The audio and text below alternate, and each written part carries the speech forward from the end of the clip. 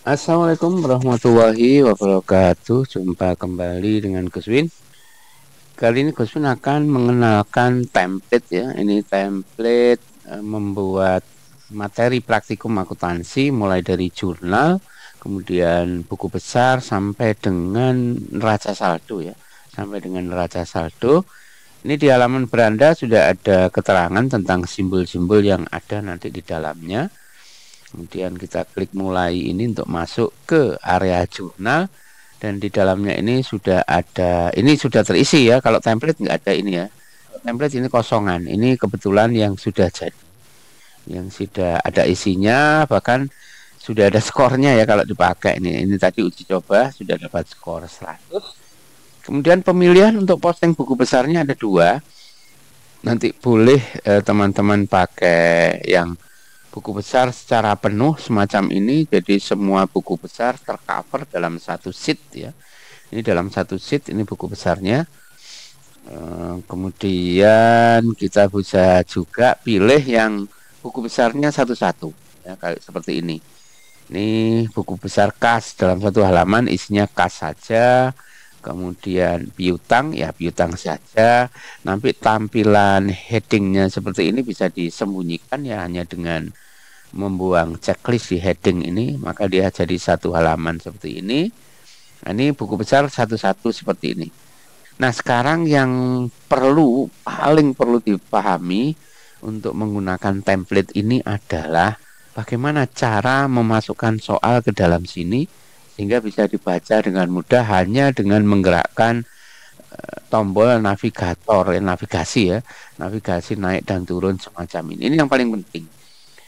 Dan nah pada video kali ini Gus Win akan jelaskan dulu cara isi soal ya, isi soal dulu agar jurnal ini bisa dipakai. Jadi jangan lupa nanti juga menguncinya. Sekarang di video ini hanya cara ngisi soalnya saja dan termasuk kode soal ini supaya otomatis terbaca di sini.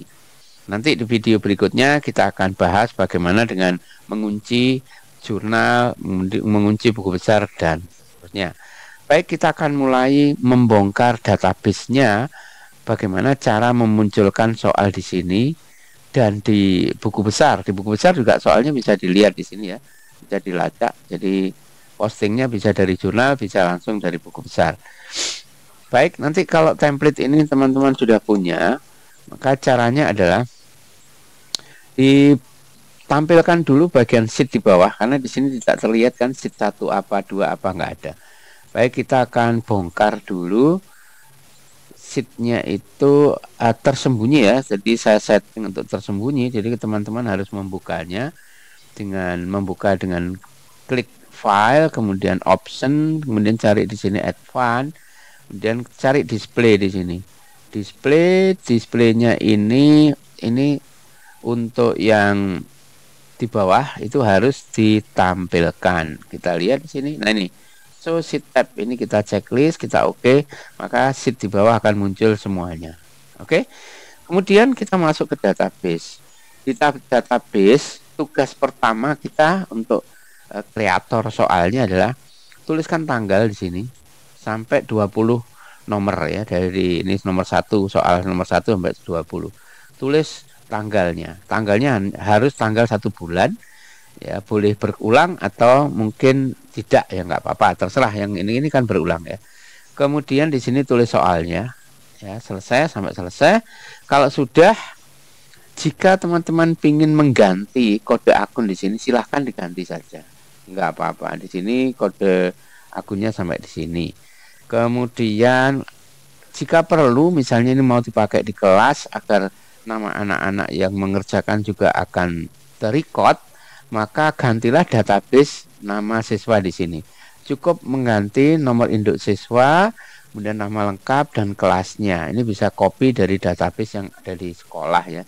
Ini aja ya, ganti aja langsung tempelin gitu. Nah, nanti terbacanya di mana? Terbacanya di sini. Jika semua tadi sudah diisi, maka akan terbaca di sini. Saya akan peragakan salah satu saja ya. Misalnya yang nomor 230 tanggal 30 ini saya ganti misalnya. Saya ganti percobaan gitu saja ya. Misalnya. tanggal 30. Maka database soal ini akan terbaca di berbagai tempat. Misalnya di sini, tanggal 30. Maka akan ada tulisan percobaan. Kalau saya baca di sini pun, tanggal 30 juga akan ada tulisan yang sama, percobaan. Jadi mau dilihat dari mana saja, misalnya di halaman kunci ini ya. Ini kita lihat tanggal 30, percobaan. Semuanya sama. Karena kita mengisi di database ini tadi percobaan ya. Ingat, jadi pertama tulislah tanggal, kemudian bunyi soalnya. Setelah itu kita bisa uji coba di sini apakah benar soal tadi terbaca. Di sini sudah jelas terbaca ya. Kemudian tanggal yang sudah kita isikan di database tadi. Jadi tanggal yang kita isikan di sini, tanggal di sini bisa dibaca di sini. Selain terbaca di halaman soal, terbaca di sini juga tanggalnya. Nah, ini kan Juni ya. Karena di database ini memang tercatatnya Juni. Kalau misalnya ini saya ganti misalnya 1 Agustus misalnya ya. 2023 katakan gitu ya. Ini apakah di sana juga terbaca? Sama. Jadi misalnya saya baca di halaman jurnal sini, tanggal 1 yang pertama pasti Agustus. Nah, ini kan 1 Agustus jadinya. Bukan lagi Juni. Jadi semuanya akan terbaca. Silahkan ditulis di database tanggal dan soalnya. Kemudian akan terbaca di semua tempat. Nanti kalau sudah jalan normal semuanya bisa. Di sini juga otomatis. Yang ini nggak usah diotek-otek ya. Ini. Jadi teman-teman cukup mengisi database, maka soal terbaca. Nah, langkah berikutnya jika ada waktu luang, lanjutkan untuk mengisi kunci. Nah, ini kunci jawaban. Soalnya ada di atas sini ya, soalnya ada di atas sini. Kemudian silahkan dikunci. Ya, ini tinggal ngasih kode akun di sini akan tertata semacam ini. Ini kunci jawabannya. Dan kunci ini nanti akan dibandingkan dengan lembar jawaban ini. Jika sesuai dengan lembar jawaban, maka skor di sini akan bergerak naik. Ya, saya akan contohkan salah satu transaksi ini.